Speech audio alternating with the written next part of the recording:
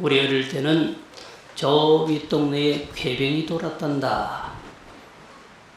그래서 그 말을 순식간에 불살라서 없애버리고 떠났단다. 이런 얘기를 들은 적이 있거든요. 실로 그런 것이죠. 이 코로나가 언제 끝날지는 모를 것입니다. 그러나 분명한 것은 청정한 국토가 어느 날 타격한 세계로 바뀌어지면서 이와 같은 엄청난 재앙이 온 것이죠.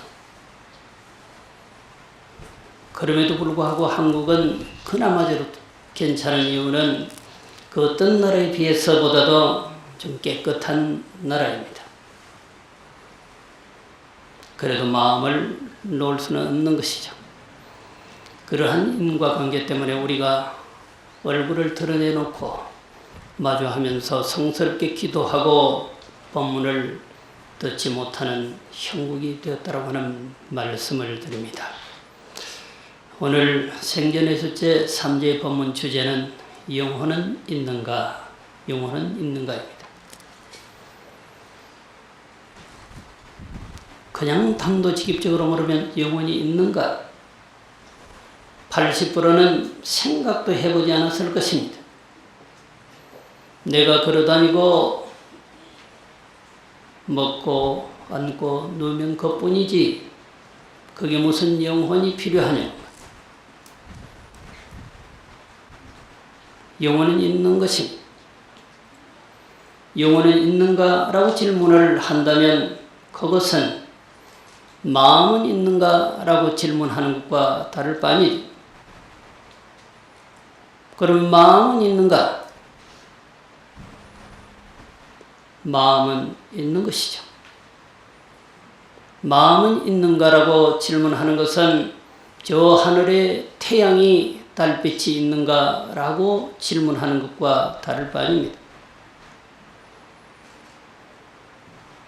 영혼이라고 하는 것은 살아있는 사람에게도 통하는 말이고 돌아가신 분에게도 통하는 말이나 살아있는 사람에게 붙여지는 용어는 마음이라고 보편적으로 말을 하고 돌아가신 분에게 붙여지는 단어가 바로 영혼이라고 하는 거죠.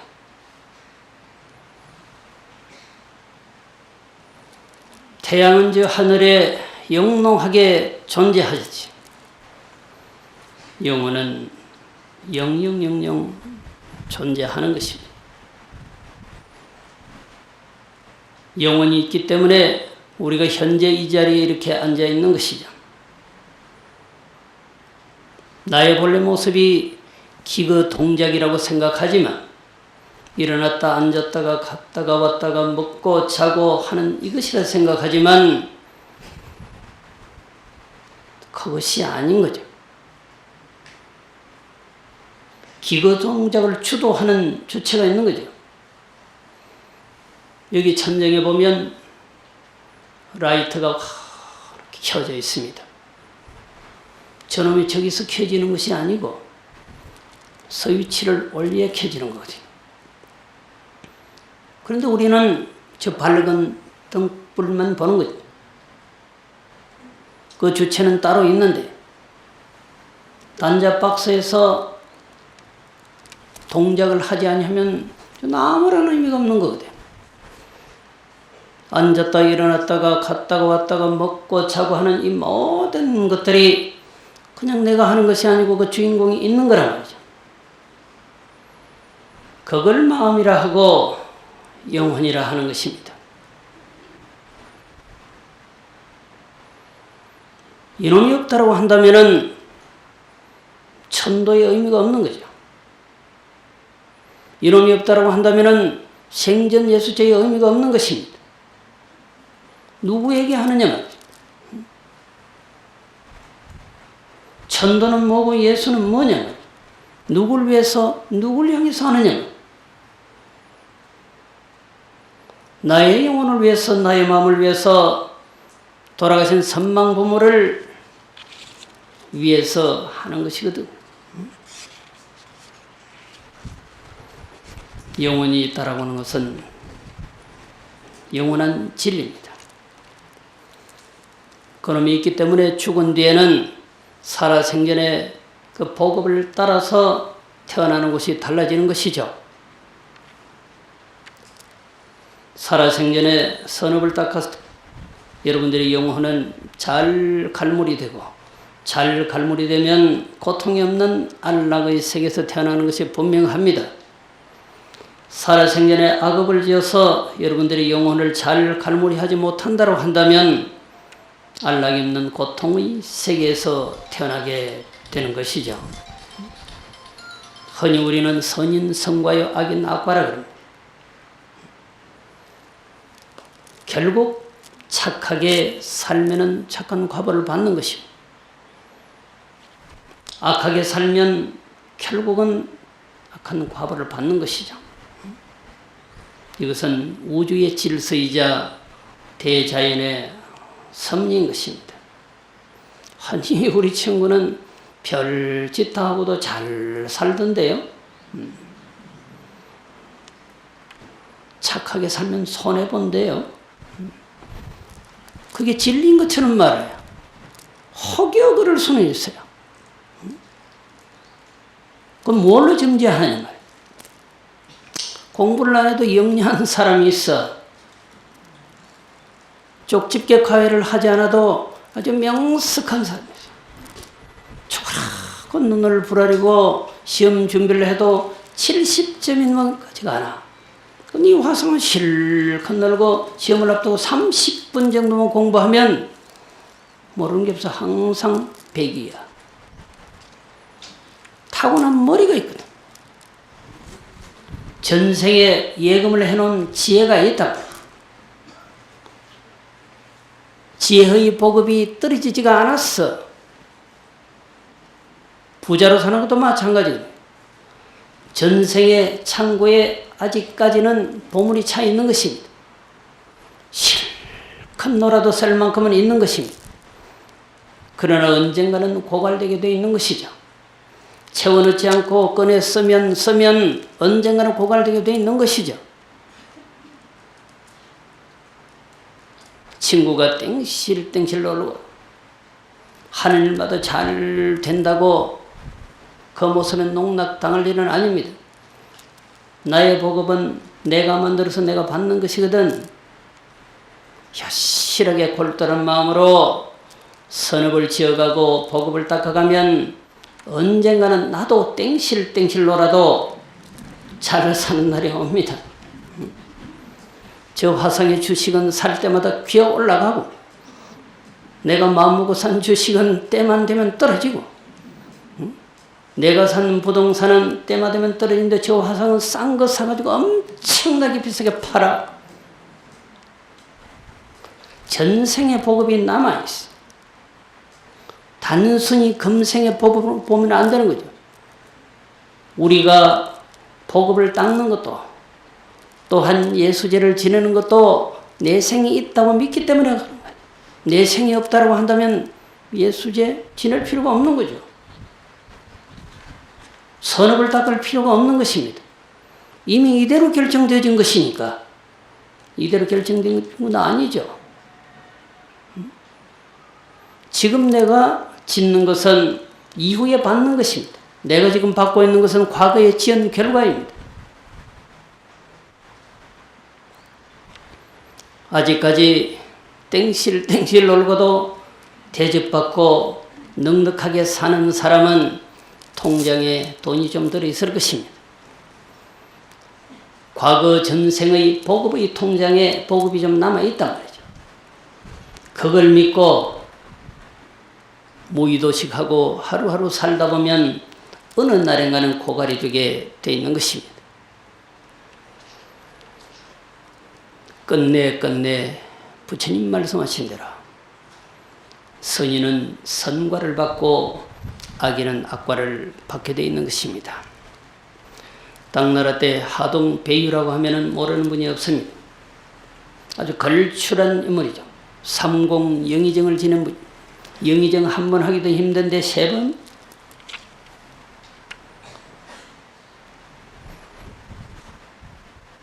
하동 배유를 모르는 당시의 사람은 아무도 없어. 나도 알잖아. 응? 황벽 희운 선사와의 거래는 골똘하거든. 그 성가에서도 하동 배유를 모르는 분이 없어요. 배상곡 하면 모르는 분이 없다. 이분이 얼마나 대단한 인물이란 말이야.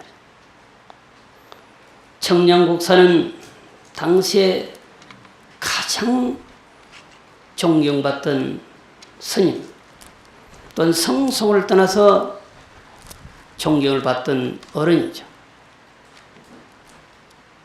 구조 7제의 국사 왕사가 되신 분.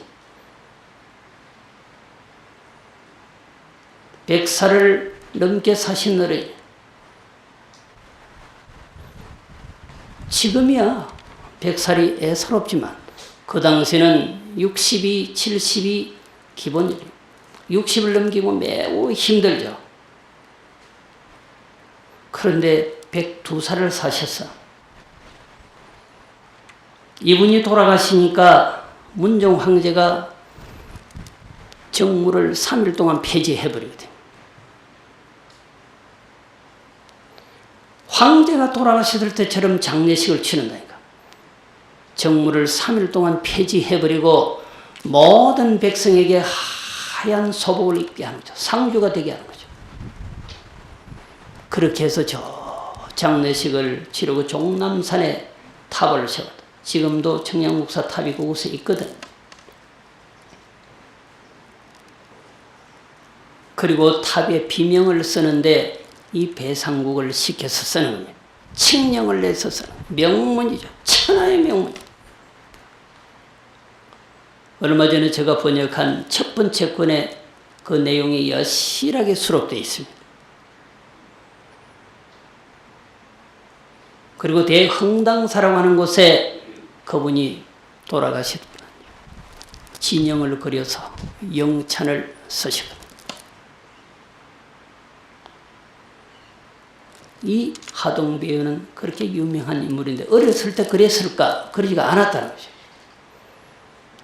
어렸을 때 부모님이 일찍 돌아가시고 삼촌네 집에 살았거든. 삼촌네 집에 사는데 그 삼촌네 집에 늘 성례왕하는 스님이 한 분 계셔서 일행선사라고. 어느 날 오더니 이 꼬맹이가 보이니까 탁 얼굴을 봐서 참 그놈의 감상이 천하의 빌어먹을 감상이야. 그래서 그 거사 보고 배유의 삼촌 보고 저 아이가 어떤 나이 조카래 보내라고. 왜 그러냐? 오갈 데도 없다고. 그래도 보내래. 천하의 빌어먹을 상호인데 당신의 집에 기둥 뿌리마저 왕창 밀어버릴 아이니까 그냥 보내라고. 근데 너무 가슴이 아프잖아요. 어린아이를 어디로 내보내요? 그런데 우연히 지나다가 이 얘기를 배유가 들어버린 거죠. 그래서 그 다음날 와서 각듯이 예를 차리고 삼촌 저가 갈 곳이 있어서 떠나겠습니다. 그럼 영문도 모르고 누구 어디를 가려고? 그냥 가겠습니다. 가지 말라고 해도 호련히 사라져버렸어. 갈 데가 어디 있어? 여러분들 집 나가면 갈 데 있어요? 집을 나와서 갈 데가 있다고 하는 사람은 참으로 행복한 사람. 그런 의미에서 스님들은 행복하죠. 이 절 나와서 저 절 가면 되고, 저 절 나와서 또 저 절 가면 되고, 이 절, 저 절, 절로 가면 돼. 근데 여러분들 갈 데 없잖아. 그러니까 여러분들도 절에 오면 돼요. 처사님 뭐라고 하거들랑 그냥 서스럼없이 나와버려. 보모사를 오는 겁니다. 갈 데가 없을 거야 했는데 절에 가서 한 달쯤 기도하고 돌아오지 않아 봐. 그 사님이 와서 사정 할 거야. 오늘 가서 어깨를 좀 펴고 그 사님하고 아주 수평적 관계 속에서 정상회담을 하세요. 저도 이제는 갈 곳이 생겼습니다. 어쨌든 집을 나와서 갈 곳이 있다라고 하는 것은 행복한 거죠. 탕자는 갈 곳이 없잖아요. 그러니까 하등배우가 그 말을 듣고 나왔는데 삼촌네 집에 기둥 뿌리까지 썩게라 할 수 없다 하고 나왔는데 갈 곳이 있어야지. 철문 앞에 가서 쪼그리고 앉아 있었어. 근데 보니까 뭐가 하나 떨어져 있는데 아무리 봐도 신기한 거야. 일명 부인 3대라. 아주 값비싼 혁띠인 거죠. 이건 필시 그냥 두고 간 건 아니고 버린 것은 아니고 분명히 주인이 이걸 잊은 줄 알면 찾으러 올 것이다 하고 그놈을 딱 끼고 절문 앞에서 하염없이 기다리니까 말쑥하게 차린 귀부인이 오더니 이거 어디서 났냐고. 제가 주인에게 돌려드리기 위해서 여기 지금까지 앉아 있습니다. 딱 보더니 싹 빼앗아서 가버린 거야.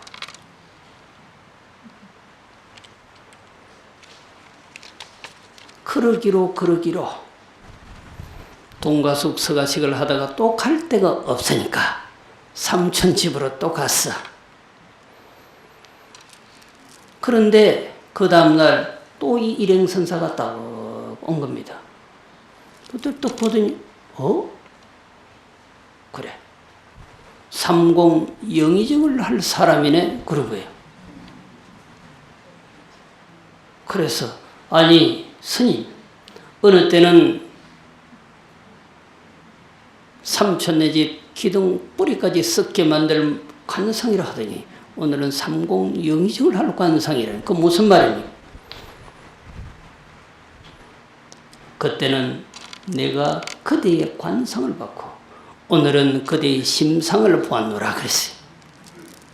마음성을 보았다는 거죠. 그 부인 3대라고 하는 그 혁띠는 엄청난 거였어요. 그 부인이 자기 아들이 살인죄를 저질렀는데 그걸 갖다 주고 살인죄를 명쾌하려는 그런 엄청난 것이었다. 사람 살리는 일을 한 거죠. 챙겨서 가져가 버렸거나 어디 가서 팔아먹어 버렸거나 여전히 박복한 화상으로 살 건데 그 단 한 번의 선행이 결국은 마음을 바꾸고 심상을 바꿔놓고 일시적으로 보면 그저 땡실하게 놀아도 잘 사는 것 같이 보이지만 결국은 그렇지가 않습니다. 거기에 동력이 떨어지면 언젠가는 과부를 받게 돼 있는 거거든요. 우리가 살아생전에 미리미리 보급을 닦는 것은 사후에 안양을 그리기 때문이에요. 우리 선망부모들이 이미 돌아가셨는데 무슨 천도를 하느냐라고 하지만 이와 같은 사실을 모르고 살다가 가셨다고 한다면 누가 어머니 아버지의 나쁜 관습을 깨부셔주겠느냐 말이에요. 선망부모의 나쁜 관습 이걸 깨부셔주는 게 바로 천도거든요. 올해는 윤달이 들어서 어쩌면 생전예수제라고 하는 것을 겸해서 봉양하는 거죠. 살아서 보급을 닦는 사람은 미래의 재산이 보급을 닦지 못하고 우리를 위해서 살다 가신 그 부모를 위해서 우리가 해줄 수 있는 게 그게 바로 천도죠. 뭔가 잘 될 듯한데 결정적일 때 빗나가는 이유. 결정적일 때 빗나가는 이유. 그건 뭔가 선세의 나쁜 관습이 사라지지 않아서 그런 것입니다.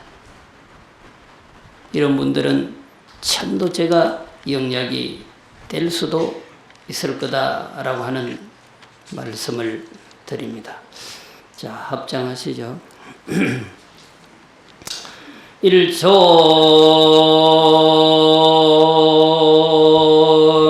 빈빈 삼심하홍하연 기해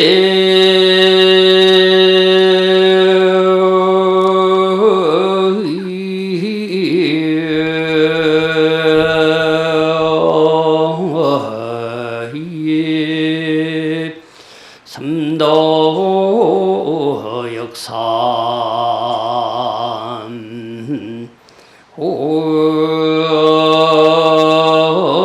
오생이로다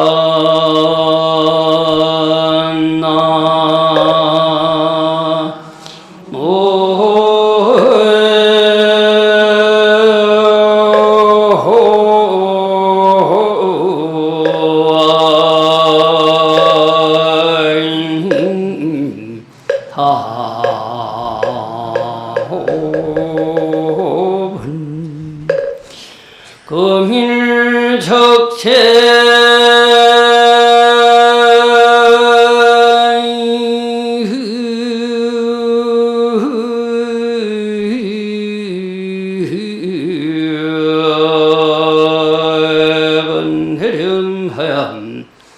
수연의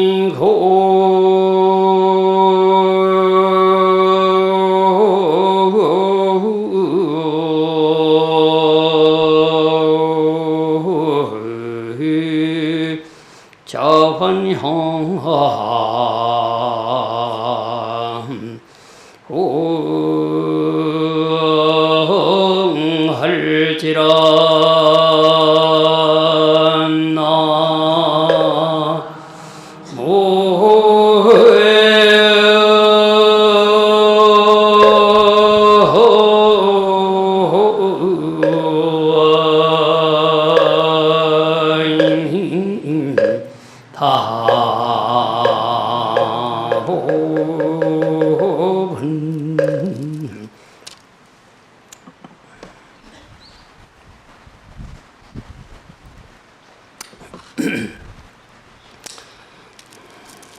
음성으로 이와 같은 소리로서 계속 천도를 하면 이게 무슨 말인지 모르거든.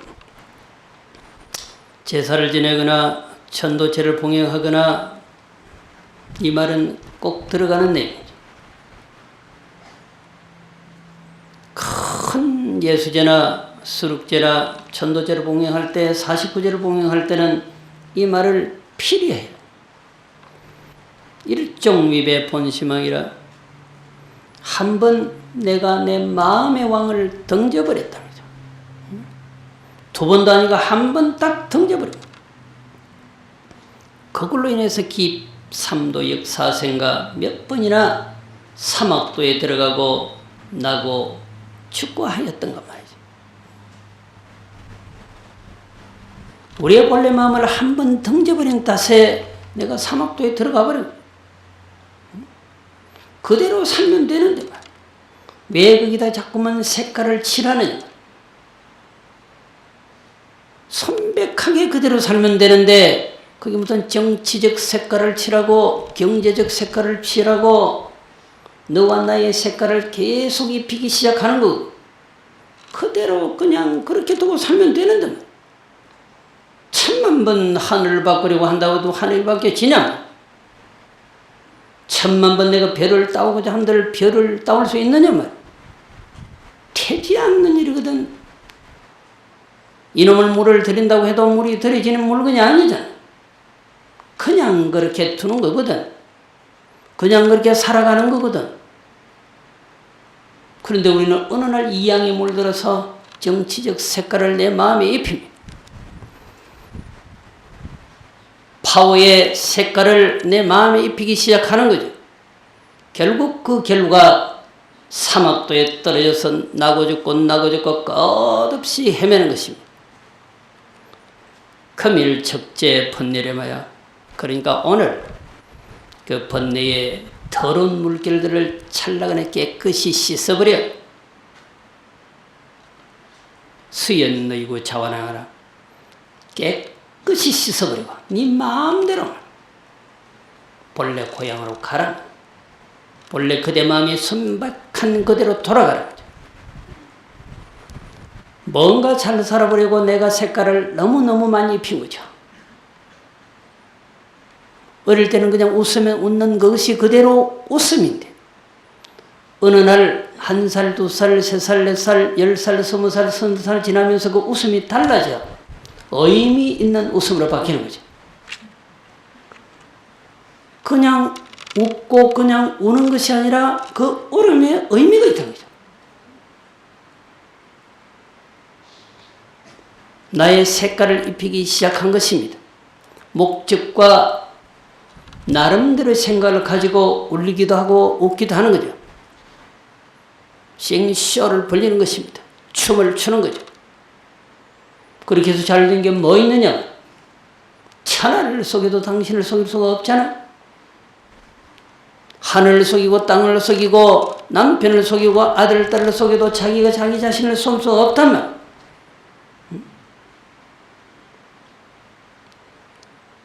오늘 그러한 잡다한 생각들을 깨끗이 씻어내버려요. 본래 태어날 때가 순백한 마음으로 돌아가서 자유로이 그대의 고향으로 돌아가요. 사막도의 고통이 그냥 우리가 살아있으니까 그래도 우리는 인간 세상에 태어나서 별 감정이 없는 것입니다. 친구가 난리를 피워도 내 일이 아니거든. 당사자가 아니라 말이죠. 남편이 큰 일을 당해도 내가 당사자가 아니야. 내가 큰 일을 당해도 남편은 당사자가 아니야. 당사자의 고통을 모르는 거죠. 우리가 사막도의 고통이 이렇다 저렇다 한들 사막도에 가본 적이 없다고 한다면 그 어마어마한 고통이 세계를 모르는 것입니다. 부처님은 보편적으로 사막도 중에 지옥은 어떤 사람이 가는가? 진심이 많은 사람. 성질을 확확 내는 사람이 가는데 오늘 한 번 더 이렇게 생각해 보시면 됩니다. 내가 쓸데없이 화를 냈지. 지옥에 한 발짝 가까이 가고 있구나. 80km에서 60km 떨어지면 좋겠는데 계속 과속 페달을 밟는 거죠. 더 큰 진심을 왈칵 내면 이제 80km. 하면 이제 100km. 눈앞에 보이는 거죠. 그곳은 즐거움이 없어 행복이 없는 곳이라. 그러면 아비도에 떨어지는 화성은 어떤 화성인가? 간탐과 질투가 많거든. 아끼는 거죠. 질투가 많은 거죠. 아기는 내 목구멍이 요만해. 바늘기만 하다고 그래. 몸통은 숨이 산만하대. 엄청나게 먹고 싶은데 먹을 수가 없는 거죠. 그래서 스님들은 늘상 바로 공양을 하고 나면 다 마지막에 그릇을 씻어 깨끗하게 있어. 처음에 받았던 그 청수처럼 맑게 나와야 돼. 그걸 누굴 위해서? 아귀를 위해서 드리는 것입니다. 아귀에게 공양합니다. 왜? 아귀는 밥을 하나도 삼킬 만한 목구멍이 없어요. 얼마나 먹고 싶겠어. 몸통은 이따만한데 비견하면 고래에 비슷한 거예요. 고래는 의외로 큰 물고기를 못 먹어. 플랑크톤을 먹고 자라. 몸통은 엄청나죠. 그 고통도 보통 고통은 아니에요. 근데 여기는 아예 그걸로 흡족해하지 못하는 거죠. 그래서 탐심이 많거나 아끼거나 질투가 많으면 바로 아귀도에 떨어진다. 그럼 축생도는 어떤 화성이 갈까 말이죠. 응? 어리석은 마음이 강한 사람 같아. 응? 사실 어리석고 싶어서 어리석었느냐 말이에요. 그러지는 않잖아요. 내가 뭐 IQ 90 되고 싶어서 90 된 건 없어. 태어나 보니까 내가 IQ가 90이야. 사람의 IQ 90은 매우 좀 전능하거든. 그래도 축생보다는 매우 높아. IQ 90 얼마 되는 분들 많이 있어요. 근데 매우 힘들겠으나 그러나 잘 또 살아가. 왜? 아무리 눈에도 잘하는 거 딱 하나는 있거든. 그 사람이 예술가가 될 수도 있어요. 기능공이 될 수도 있어요. 다른 건 재미가 하나도 없어. 근데 우리는 영리하다라고 하면 모든 것을 다 갖춘 사람을 말하는데, 그리고 쉽냐고. 모든 것을 다 갖추고 또 얼굴도 잘생기고 키도 크고 맹랑한 화상을 그리지만 그런 사람이 쉽냐고. 축생의 종류가 12유경 부처님의 경전에 고기는 6,400종이 있다 그랬습니다. 엄청나죠? 고기의 종류가 6,400종인데 지금은 따뜻한 나라와 차가운 나라에 물이 뒤섞여서 변이종이 많이 생겼을 거예요. 낙동강 하구에 가면 그 변이종이 많이 생겼거든. 수문을 열어놓으면 바다 물고기가 바다인 줄 알고 계속 낙동강으로 올라가요. 한참 올라가. 그러다 여기가 내 고향이 아니지 하고 내려와. 그럼 낙동강의 민물고기는 수문을 열어놓으면 계속 나가. 그러면서 자기가 본 세상 중에는 가장 넓은 세상을 나대파 앞바다에 잠깐 가서 보고 돌아와. 그러면서 거기서 티기가 나와.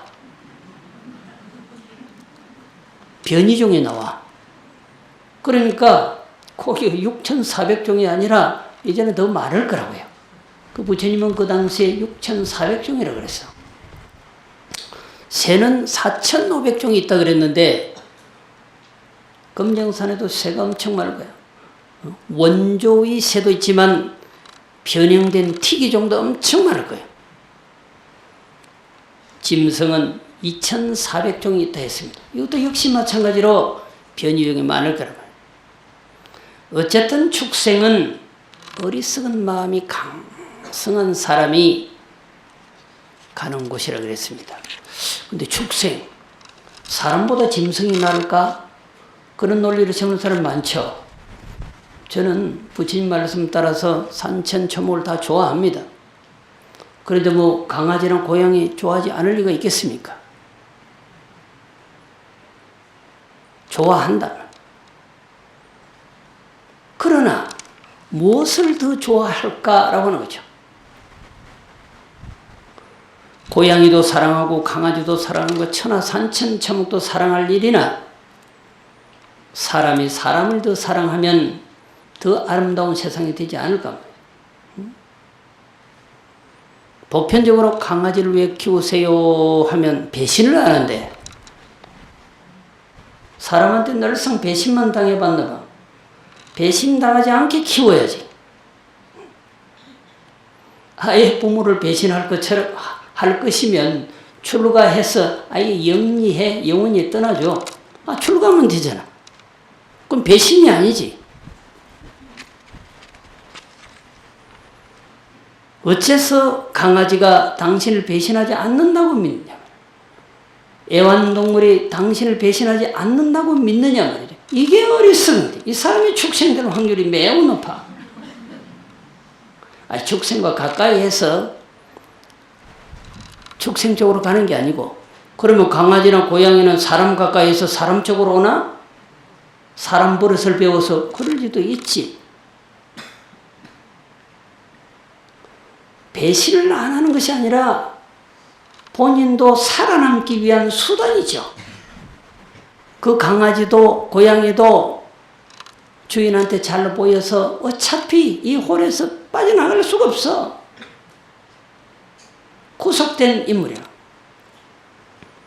그런데 우리는 사람은 배신하고 축생은 배신하지 않아서 개나 고양이를 키웁니다 라고 하는 것은 어리석음의 한 가닥이다.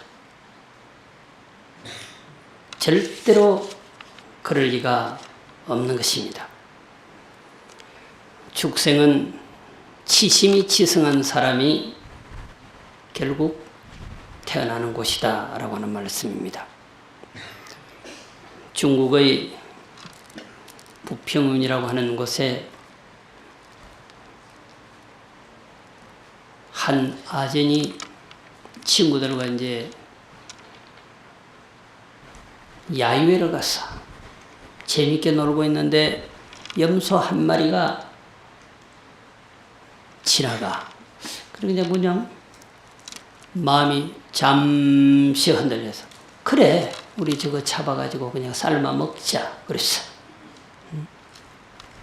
옛날에는 아이들 모이면 그러거든요.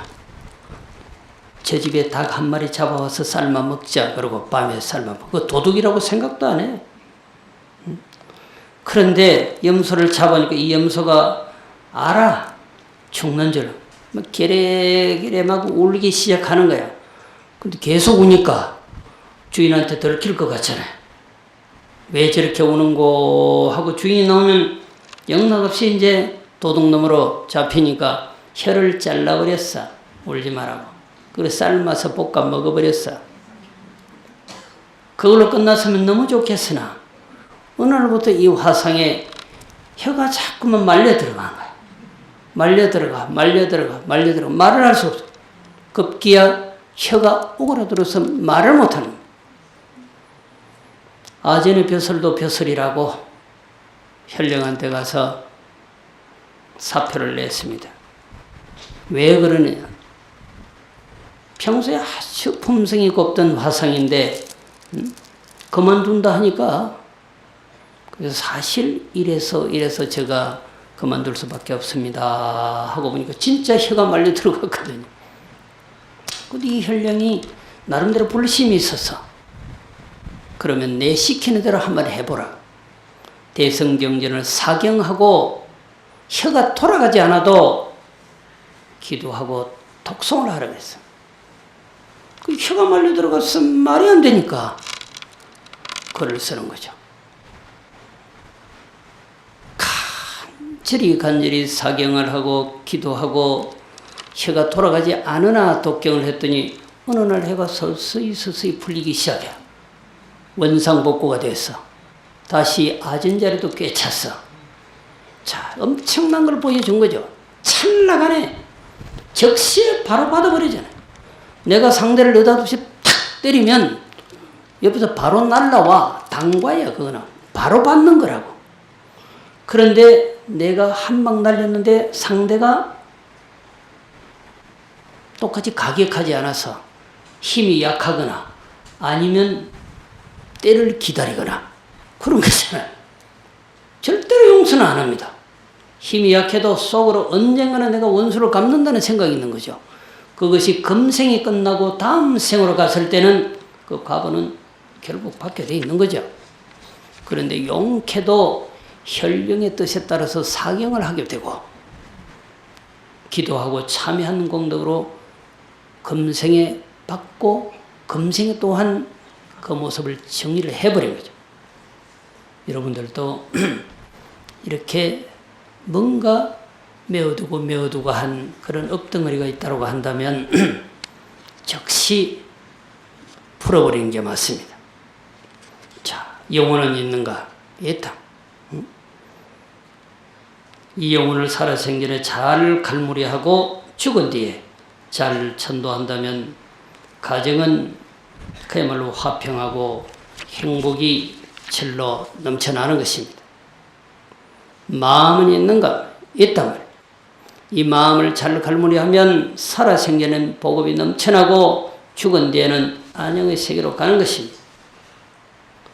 이것은 부인할 수 없는 여실한 것입니다. 자, 합장하십니다. 한편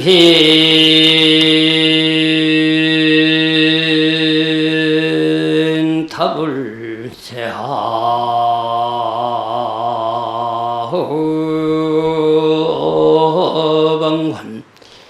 적득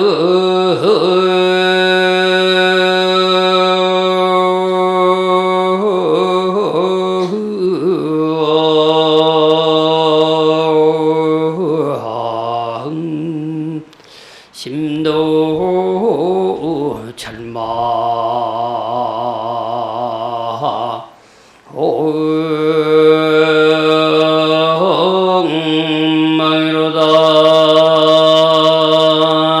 나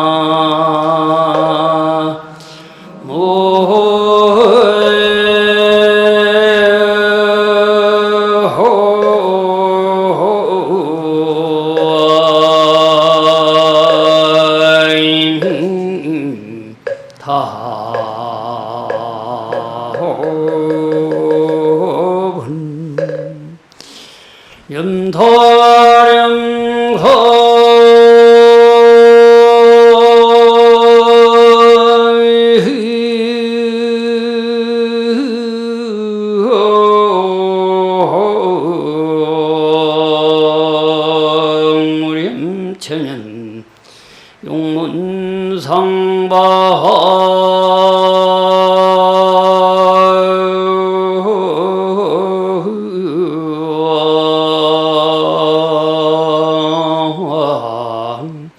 자금광하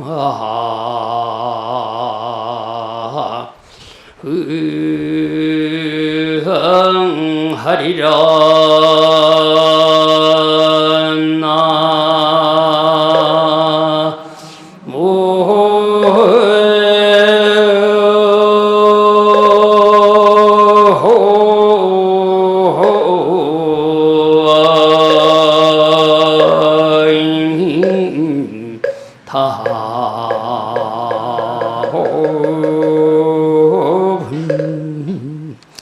우리가 천도제를 지내거나 49제를 지내거나 이와 같이 생전 예수제를 봉행할 때는 항상 지장보살과 아미타불이 따라다니. 지장보살은 어쩌면 인도하는 분, 일로왕의 역할을 하는 거죠. 인도하는 거죠. 중국의 왕명가는 평소에 뭐 제대로 살아본 적이 없어. 죽었어. 저승에 가서 아무것도 한 게 없어. 그런데 어떤 스님이 지나가다가 개송 하나를 줘. 그걸 읽으라고. 어쩌면 좋은 소식이 올지도 모른다고. 그래도 사람은 선세의 복이 있었던 거. 그리고 개송이 뭐냐. 약인용요지 삼세일체불 응관법계성 일체유심조였어. 화엄경의 골설한 삼세 모든 부처님의 모습을 알고자 하는 응관법계성이라 법계의 자체 실체성을 관찰한 일체가 유심전 모든 것은 마음이 만든다. 모든 인연의 법칙의 주체가 마음이다.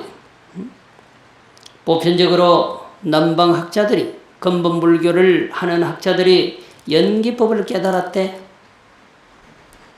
중도의 세계를 깨달았대. 북방불교에서 뭐라고? 그렇게 말하지 않아. 마음을 깨달았다고. 선불교에서 마음을 깨달았다. 모든 것은 연기로 되어 있다잖아. 일체만이고 모두 연기라면 상호 의존 관계 속에 있는 거죠.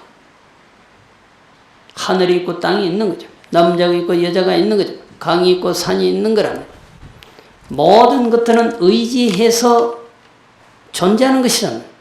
그런데 그걸 누가 모르느냐 말이야. 그러면 주체가 뭐냐? 그게 마음이라고. 대한민국의 선이 활짝 꼽히게 하기 위해서는 화엄의 사상과 철학을 골똘하게 공부를 해야 돼. 특히 선사들은 화엄의 사상에 아주 냉철하고 깊이 있게 파고들어야 해. 선의 원료는 화엄입니다. 화엄의 세계를 깨닫고자 선의 방법으로 수행하는 거죠. 분명히 일렀어요. 부처의 실체가 뭔 줄 알고 싶으냐 말이에요. 법계의 실체성을 관찰해. 법계의 실체가 뭘까? 주체가 뭘까? 마음임을 똑보라. 왕명간이가 이걸 죽어서 어떤 스님으로부터 턱받아서 참으로 귀한 법이지. 그래도 판관 녹사에게 판결을 받고 염라노자 앞에 떡 가서 너 살아생전에 복업을 지은 것이 있으면 내놔봐라. 복업을 지은 게 뭐가 있어? 응? 저를 다시 살려보내주면 진짜 복업을 짓고 살겠습니다. 응? 그럼 누가 아는 게 뭐가 있어 내놔봐라 하니까 근세히 제가 아는 게 있습니다. 하고 이 개송을 읊어주던 즉시에 방면시켜서 3일 만에 환생을 한 거죠. 응? 개송하는 엄청 죽어서도 살아나게 하는 그런 능력이 있는 거죠. 지장보살은 바로 인도, 그 스님은 바로 지장보살이에요.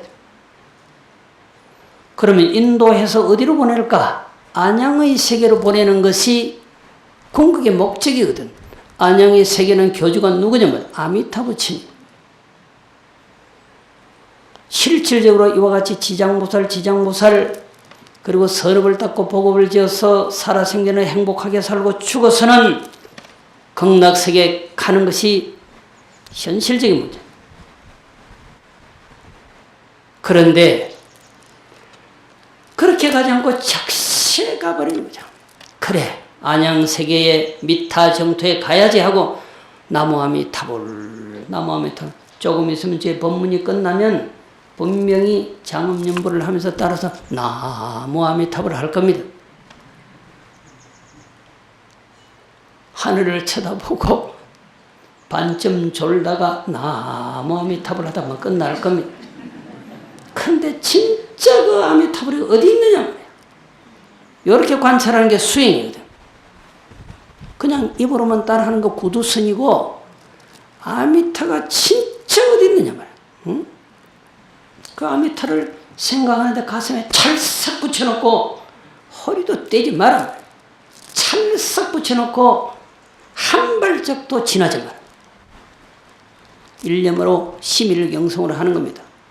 아미타불만 그렇게 했어요. 관세음보살도 지장보살도 석가모니불도 찰싹 붙여놓고 허리도 망상을 감해서 하지 마라. 그렇게 해서 염도 염공 무렴차면 아미타불을 생각하고 염불하는 그 마음이 완전히 끊어져 버려요.